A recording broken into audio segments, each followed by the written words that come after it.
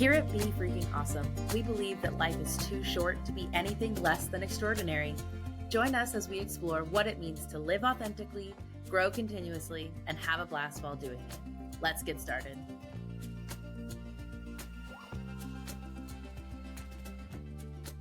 Welcome, everyone, to this week's episode of the podcast. I'm one of your hosts, Sami Kinnison. Today, we're going to be talking about how we have the capacity to do so much. So when I introduce myself, do it a little bit different and just give you guys the more vast picture of what we do. So I am a communication coach, a business owner, an entrepreneur, a rental manager, a mom of 3 small kiddos, a spiritual practice guide, probably the best way to do it, Splonkna practitioner. Oh, that's actually the word for it. I host TEDx events as a fun hobby, have a pretty dynamic social life, and try to call myself a really good friend. And that's me. Most of it, at least. Angela, what about you? My name is Angela Belford. I'm also a podcast co-host. I own one business marketing agency with my husband. I co-own a second business called Be Freaking Awesome with my daughter, Sami, where we also host podcasts. I am in process, by the time this launches, I will be serving as president of the League of Women Voters of Arkansas, vice president, League of Women Voters of Washington County. I am mom, friend, Lala, travel enthusiast, author, speaker, friend. My I love favorite. it. Yeah. Friend is your favorite, not Lala? We'll get into that later. You don't have to answer right now on the My public goal internet. is that I raise these babies to be my friends when they're adults. So There you go. anyway, yeah. So you and I both have this experience where people will be like, oh my gosh, how do you do so much when they start to find out? And I like to tell people, well, the apple didn't fall far from the tree. If you think I'm busy, you should see my mom's schedule.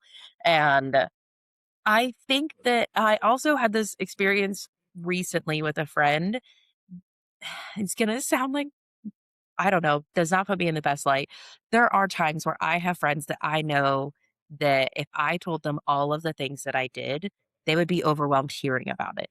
And so I like hold back parts of myself, not from an intent to not be authentic, but from an intent to show up in a way that is mindful of them and their capacity. And I recently had a friend who all of a sudden I decided in my mind, I'm like, nope, you're actually a good enough, close enough friend. We have reached a level. I want to let you into all of my life and all of the things that I do. And so I just started like the next couple of conversations being, oh yeah, we have rental properties. Oh yeah, we do this thing. Oh yeah, I have this thing. And she's like, oh my gosh, Sammy, I feel like I'm learning so much about you all of a sudden. And I was like, yes, that is actually because I consciously decided that you could handle it, that you could handle all of me. And it Wow. was So that reminds me of Hitch. And when he's coaching the guy and says, you should be your real self. You don't have to show your whole self to start with. it's true. And And it's true. and because there are so many people who ask us like, "Oh my gosh, it's just I'm stressed listening to your schedule." And I don't know. So, what do you think? How do you do so much? What's your initial answer to that question? Well, my first answer to most of it is like, I have a staff, right? You know that I have there's 10 people who make all this stuff happen. There are people, there has been a person since about 2009 or 10, almost the whole entire time, who I am an economic engine because somebody has had a full-time job helping manage my schedule and my email. So that is a real thing. I actually hire help. I hire somebody to clean my house. I don't I think that's one of the keys is that I am very privileged in that I have the opportunity, and I will tell you for the 100 or $150 a month, I will forego some other things to get my house cleaned. I will skip something else. I don't have a shoe fetish. I don't get my nails done, but I get my house cleaned. So for me, it was about choices, and I've had somebody clean my house. I would say of my 32 years of marriage, probably 28 of them because I couldn't handle it. I'm ADHD. So number one, I am happy to hire Outsource. outsource. Number two is that I There is a very sweet video on YouTube. We'll put the link in the show notes where it talks about somebody has a glass jar and they fill it full of sand and then they try to stuff rocks in it. Then they try to stuff and it won't fit. And so, personally, and then they show it again and they put big rocks in first. And then they put medium sized rocks in, and then they put small rocks, and then they dump sand. The sand fills in the cracks, and then they can still fill it with water. And so there was so much more capacity if you put the big rocks in first. So I think some of it is that I choose order of operation Hmm. and really prioritize certain big pieces of information and big things. Like I've been coaching some people recently that coaching and or just having dinner with some friends who wish they could travel more, and one of them, we went on a road trip, and I'm like, "So how much do you think it costs to travel like this?" And so we did the math, we did the thing, and we broke it all down. And I'm like, "So are you telling me that with as much as you want to travel with your PTO, are you in a position that you could put $75 away every paycheck?" And I know their circumstances, and they were like, "Actually, I really could. Like, I could just make some different choices." And so, but they hadn't. They hadn't, and so they don't put the big rocks in first, and I'm like, "If it were me, I would go and I would pick the thing, and I would buy my plane ticket, and I would buy my Airbnb, and then I would spend the rest of the time, like, saving up for that." And so I put those rocks in. Everybody knows that I'm not here in February. Like, people get grumpy. I'm like, sorry, this is how I stay awesome." So, anyway, that's the big that I would say besides willing to outsource, the second is making sure that I put those big rocks in first. And then the third thing for me is I don't I don't do a lot of things I don't want to do. So Mm. if it doesn't bring me joy, like I don't do it. And I know that some people are like, "Oh, well, that must be nice." I mean, I clean out the litter box, like, because my cats bring me joy, so that is a side effect of having to do that. But I don't have a huge list of things of like I'm required to do that, perception or otherwise, that I do.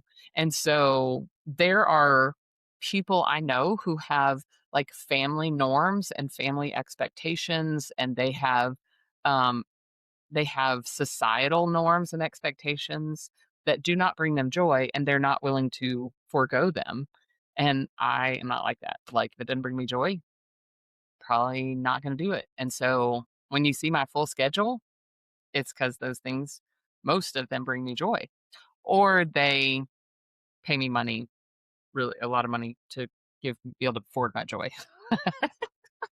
So I think all three of these things are super critical. When we talk about outsourcing, we have an episode that talks about how, in theory, all of your problems can be solved with either money, time, or community. There are a lot of things in your life that if you don't want to do it, or if it doesn't bring you joy, how can you think about outsourcing it? Is there money, time, or community that can help you with this thing? I also There are times where I will bundle tasks that I don't like to do. So, like, I don't love meal planning. I don't I what I actually It's not that I don't like meal planning. I really don't like at 4:45 or between 4:45 and 6 o'clock, somebody saying, "So what are we gonna have for dinner?" I'm like, "Ugh, I'm already out of all of my Meal decision deciding. making Yes. brain capacity for the day. I don't know. I have to go assess what's in the cabinets, what's in the fridge, what's available, what are my kids' preferences today that differed from yesterday, that now suddenly they don't like hot dogs." And I'm like, "What do you mean you don't like hot dogs? You loved hot dogs." All of those things. I don't like doing that. And so picking a time on Sunday, we actually try to do it where we meal plan for about 2 weeks at a time. We look ahead so that we can just this is the decision. We pre-decided because we don't like that feeling. That saves me time also, in that I'm not burning energy and time every single day trying to figure out what I'm going to do. And so sometimes it's outsourcing. For me, there's also batching. Like the things I don't really love, how can I batch? Sometimes the things I do love. To get let you guys in on the magic, we record most of our podcasts. We'll record like 3 or 4 of them in a single day, and then they will come out. a couple of weeks later. And so that is something that we do because it's easier than to make sure that we've got 45 minutes every single week to do a podcast recording. We can set aside 3 to 4 hours once or twice a month, and we're doing great. So I think batching. Number two for me is very similar to your I do the things that I want to do. When I feel busy and when I feel like there are a lot of things, my mentality helps with the capacity. And so when I am Yeah. feeling like, oh, there's so many things on the schedule, like that is hard to then want to go do all of those things. But when I'm like, oh my gosh, there's so much I get to do, this is amazing. I get to go do these things. That approach is really, really nice. There are also times that like my husband and I will coordinate and be like, okay, this weekend is going to be a very full weekend. There's a lot of things we want to do and a lot of good things. We are going to let rest and downtime take a back seat this weekend because we know that we have a lot, there's birthday parties, there's family gathering, there's a community event, and we don't want to say no to anything. So we're going to do it. We're going to make it all happen while knowing that we are paying a cost and we're going to be extra tired and our kids might be extra tired. That's fine with us. As opposed to then being annoyed that everybody's tired. We're like, no, we made this choice actively. We accept that this is the result of that choice. And then there are some weeks where it's like, hey, I don't have enough in me. I know I really want to go to these things. We're going to have to say no to some things because I don't have it in me to accept that consequence. So, yes. Oh, no, just a couple nights ago, I came home super grumpy, and Barry saw what was on my calendar. He goes, "Oh, good, you'll have to go do something joyful." And I was like, "No, I know what's on the plan, the agenda for that event, and I that does not feel joyful to me today." And I saw a different friend, and I was like, "I didn't come because I was grumpy." And she's like, "You could have come if you were grumpy." And I was like, "I didn't want to." And she goes, "That's okay too." And Right. so I love anyway, so sometimes even the things that bring us joy, you may get to a day where you're like, I can't today. Hmm. I don't I'm not gonna show up in the way I want to show up, and that is okay to make a Yeah. different choice that moment. For me, my third sort of point on how do I do so much is that I am really clear about my goals and what I want my life to be filled with. And so my husband and I often, a lot of my life right now is very in particular built with us together. We just really have to be on the same team with 3 kids and growing a business and doing all of this. Not to say, Angela, that you and your husband, that you and dad don't have to be as aligned, but I think that you guys probably need less strategic logistics in your season 100%. of life as empty nesters than we do with 3 kiddos. Yes. And you you also probably remember or don't remember, maybe you blocked it out, the time of life when you had 3 small kiddos and having to do more game planning. We talk about what are our goals for our time and how do we want to be spending our time? And so we think about like we want friend time. That is important to us. And so how many times a month do we want to invite friends over? How many times a year do we want to host a party? What are those kinds of what are the kind of things that we want to add into the soup of our life. And that looks like things get busy. We want to make sure that we take time to go visit Chris's family in Central Arkansas. That's important to us. So every other month, we're looking to see do we have a free weekend to go or not. And so I think that because we pre decided, again, it's kind of like meal planning. We decide near the beginning of the year, these are the kinds of things that we want to fill into the month. And then, like big rocks, we place all of those things. And then some weeks we're like, wow, this is going to be a busier week. And then on the weeks where it's slower and there's a lot more margin, I we're not as tempted to like fill everything in. We're like, oof, we're going to take a nice slow week this week and enjoy the downtime because we don't have a lot of it, and this will pass. So have this. Yeah, it sounds like we could have made this whole 20-minute episode summed up with, "We're really intentional." I think you have to recognize what your comfort level is too, because I know that there are people who are introverts and they need a lot of quiet time. And I think that should be one of their big rocks if they can, as much as you can, because I kind of learned this whole idea of capacity. A friend of mine was like, I have learned that I have a giant dinner plate full of food, and I have other friends whose plate is a little bit more like a dessert plate. And if that dessert plate gets full, they get very stressed out and overwhelmed. But I have a giant dinner plate and it Mhm. doesn't stress me out and it doesn't overwhelm me. I think sometimes those of us that are systems minded, and so we think in process and we think in systems, I think that helps as well with our capacity to be able to do a lot of different things, is because we have a system for it. We have a process, a mechanism for planning on the weekends, for planning at the beginning of the year, that sort of thing.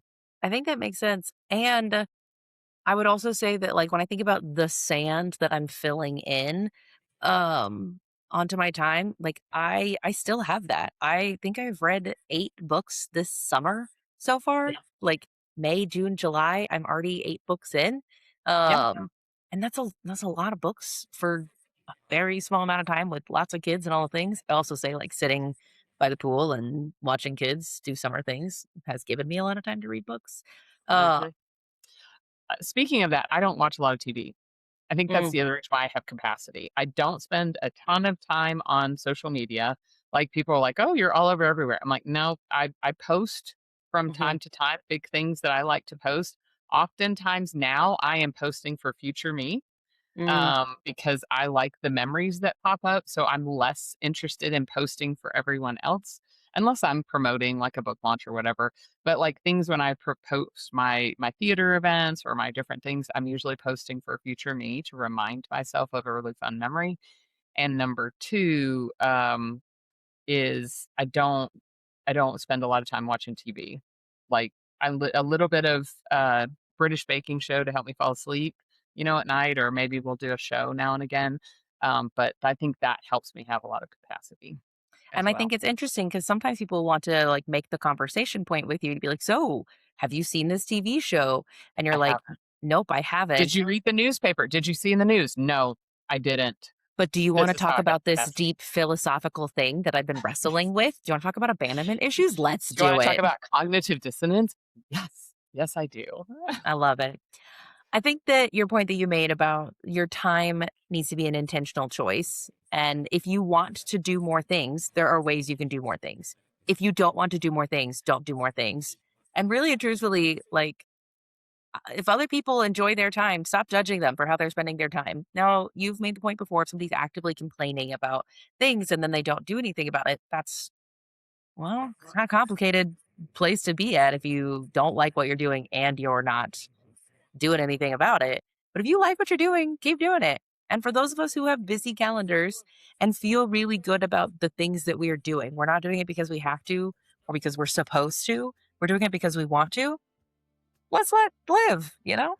Well, great. Thank you, everyone, for listening. We're so grateful for each and every one of you. And until next time, we hope you guys go be freaking awesome.